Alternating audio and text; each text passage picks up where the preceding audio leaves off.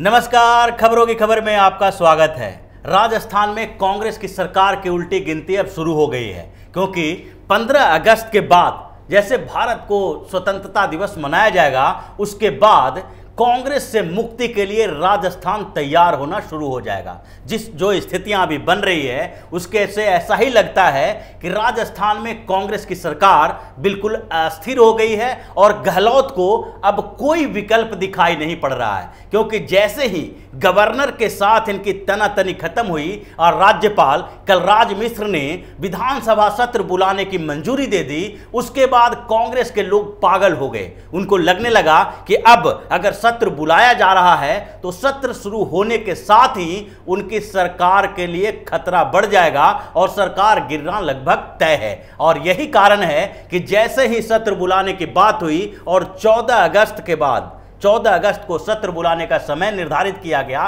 वैसे ही जो कांग्रेस के लोग हैं उन्होंने जो विधानसभा के स्पीकर सीपी जोशी हैं उनको भेज दिया सुप्रीम कोर्ट। जो सुप्रीम कोर्ट से ये अपनी याचिका वापस करके आए थे, अब फिर उसी सुप्रीम कोर्ट के दरवाजे पर पहुंच गए जोशी जी, ये कहने के लिए कि राजस्थान हाई कोर्ट ने जो बागी गुट यानी कि सचिन पायलट के गुट के जो 19 विधायक हैं उनके खिलाफ कार्रवाई करने पर जो रोक लगाई है, उस रोक को हटा लीजिए। जो सुप्रीम कोर्ट इसमें इंटरवेन करे और बताए कि सीपी जोशी यानी कि विधानसभा स्पीकर उनके खिलाफ कार्रवाई कर सकते हैं और दल बदल निरोधक के तहत उनको उनकी जो सदस्यता है उसको खत्म कर सकते हैं। ये पूरी जो साजिश है कांग्रेस की, इससे ये दिखाई पड़ता है कि वहां पर कांग्रेस की सरकार चलने वाली नहीं है, क्योंकि सत्र शुरू होने के साथ ही अविश्वास प्रस्ताव आना तय है और अविश्वास प्रस्ताव जब आएगा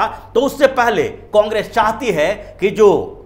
सचिन पायलट के गुट के 19 विधायक हैं उनकी सदस्यता खत्म हो जाए, और उनकी सदस्यता खत्म होने पर सरकार इनकी बच सकती है कुछ समय के लिए, लेकिन ऐसा होने वाला नहीं है। राजस्थान हाई कोर्ट ने उनके ऊपर एक बैरियर लगा दिया है और सुप्रीम कोर्ट में भी लगभग ये तय है कि ये मामला इतना जल्दी सुलझने वाला नहीं है और सचिन पायलट के जो गुट के 19 विधायक हैं उनकी बात सुने बिना सुप्रीम कोर्ट किसी भी स्तर पर ऐसा फैसला लेने नहीं जा रही है जिससे कि इन जो स्पीकर महोदय हैं वो स्वतंत्र हो जाएं इस बात के लिए कि इन 19 विधायकों को डिस्क्वालीफाई कर दें। और यही डर इन लोगों के साथ है, क्योंकि सचिन पायलट के गुट में जो 19 विधायक दिखाई पड़ रहे हैं, सिर्फ उतना ही विधायक नहीं है, उनके खेमे में 15 विधायक ऐसे हैं जो अभी सचिन पायलट के साथ नहीं हैं और अशोक गहलोत के साथ दिखाई पड़ रहे हैं। उनके एक जो पायलट गुट के एक नेता हैं हेमाराम चौधरी, उनने तो स्पष्ट रूप से कह दिया कि जो सचिन पायलट के साथ हम सिर्फ 19 विधायक नहीं हैं बल्कि 10 से 15 विधायक ऐसे हैं जो अभी अशोक गहलोत के साथ हैं, और वो थोड़ा कंफ्यूजन में थे और इसलिए अशोक गहलोत ने उनको ले जाकर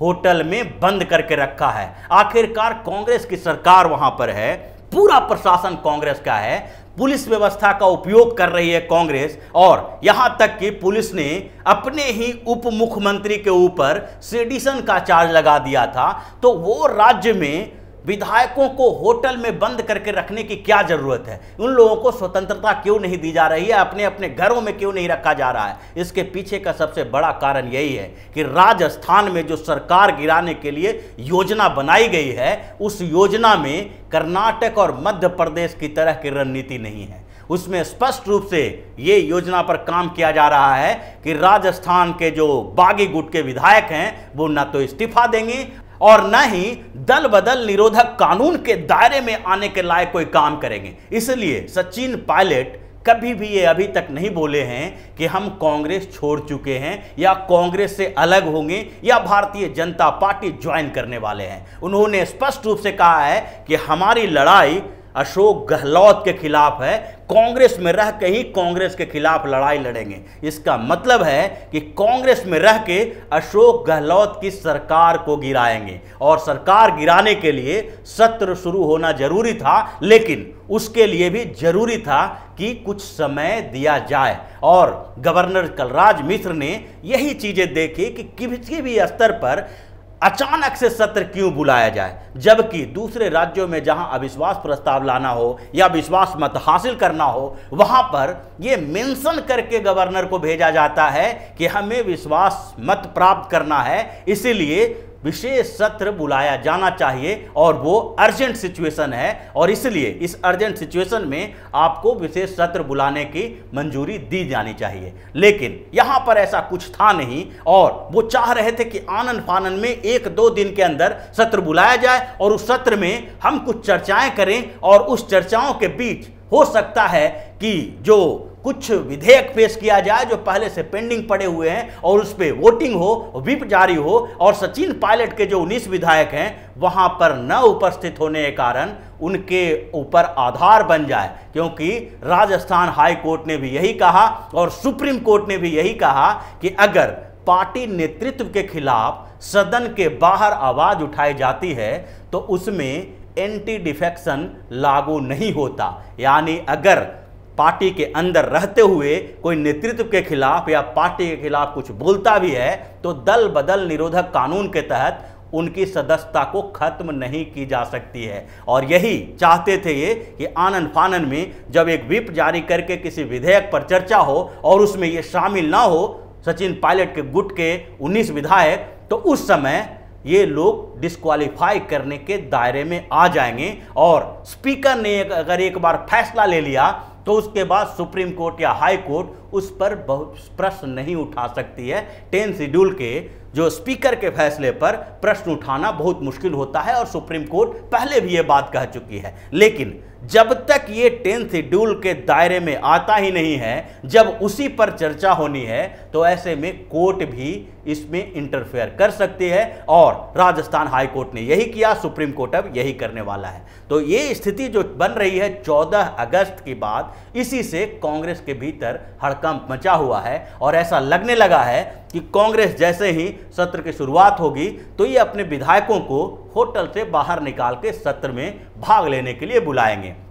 दूसरी तरफ सचिन पायलट गुट के जो विधायक हैं और यहां तक कि सचिन पायलट ने भी ये कहा है कि सत्र जब शुरू हो तो हम भी और हमारे साथ जो विधायक हैं वो लोग भी सत्र में भाग लेने के लिए जाएंगे और ये लोग वहां जाएंगे। सचिन पायलट के जो समर्थन में कुछ विधायक हैं उनको भी अभी लगने लगा है कि अगर जो सरकार गिराने की जिस योजना पर ये काम कर रहे हैं उसमें शामिल होने से उनकी सदस्यता अभी तत्काल नहीं जाएगी। वो डोलड्रम की स्थिति में अभी भी हैं जो 10 से 15 विधायक और बताए जा रहे हैं और ये बात कांग्रेस के नेता भी मान रहे हैं। अभी जो गहलोत के बेटे वैभव और सीपी जोशी के बीच जो बातचीत का वीडियो वायरल हुआ है उसमें भी ये बात सामने आ रही है कि पायलट के खेमे में 30 के करीब विधायक हैं और अगर 30 के 30 विधायक सरकार के खिलाफ हो जाते हैं तो कितना भी कोशिश कर लो सरकार आप नहीं बचा सकते हो। और ये बात इसीलिए उठाई गई थी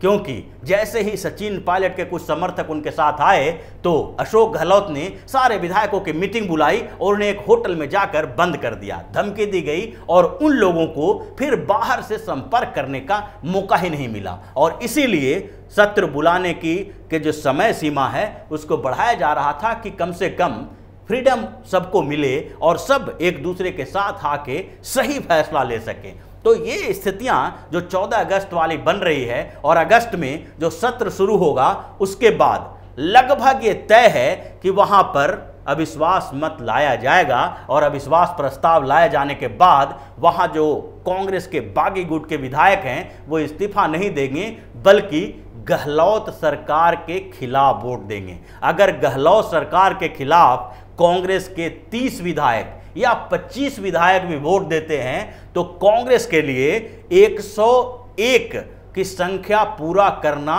मुश्किल नहीं नामुमकिन हो जाएगा। ये गहलोत भी जानते हैं और इसीलिए चाहते हैं कि 19 विधायकों को डिस्क्वालीफाई कर दिया जाए। अगर डिस्क्वालीफाई कर दिया जाएगा तो सदन के जो विधायकों की संख्या है वो घट के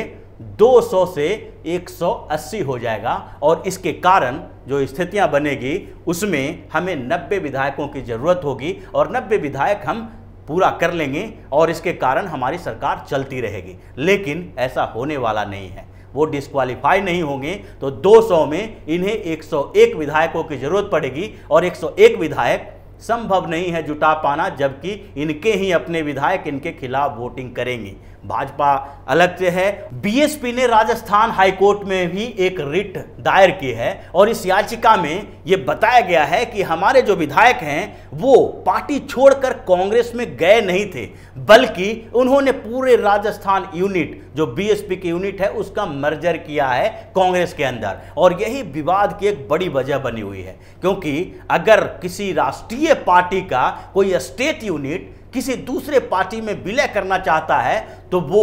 10th शेड्यूल के दायरे में आता है, उसका विलय नहीं किया जा सकता, उसमें वो एंटी डिफेक्शन लागू किया जा सकता है। ऐसा सुप्रीम कोर्ट ने भी 2 मामलों में बताया है। अगर स्टेट यूनिट के कुछ विधायक पार्टी छोड़ते हैं तो उसमें एंटी डिफेक्शन के लिए 2/3 बहुमत की जरूरत होगी। 2/3 विधायक अगर छोड़ेंगे तो वो एंटी डिफेक्शन के दायरे से बाहर आएंगे। लेकिन अगर पूरी पार्टी को मर्जर करना है तो उसमें राष्ट्रीय पार्टी के लिए किसी स्टेट यूनिट को यह अनुमति नहीं दी जाएगी। और शायद बीएसपी के विधायकों ने यही भूल की है, जिसके कारण बसपा अब हाईकोर्ट का दरवाजे पर पहुंच गई है। अगर उस समय तक जो 14 अगस्त से सत्र शुरू होने वाला है और उस समय तक राजस्थान हाईकोर्ट इन 6 विधायकों पर कोई फैसला लेती है या इनके वोटिंग पर स्टे लगा देती है तो कांग्रेस को एक दूसरा बड़ा झटका लगेगा। और ये लगभग तय है कि अब अशोक गहलोत की सरकार अगस्त महीने में गिर जाएगी। उसके लिए 15 दिन 20 दिन इंतजार करना पड़ सकता है, लेकिन सरकार किसी भी समीकरण पर फिट नहीं बैठ रही है और इसका जाना लगभग तय है। तो इसी तरह की खबरों के साथ फिर से हाजिर होंगे। तब तक के लिए बने रहिए हमारे साथ और देते रहिए हमें सहयोग, ताकि इसी तरह की खबर हम आपके लिए लाते रहें। धन्यवाद।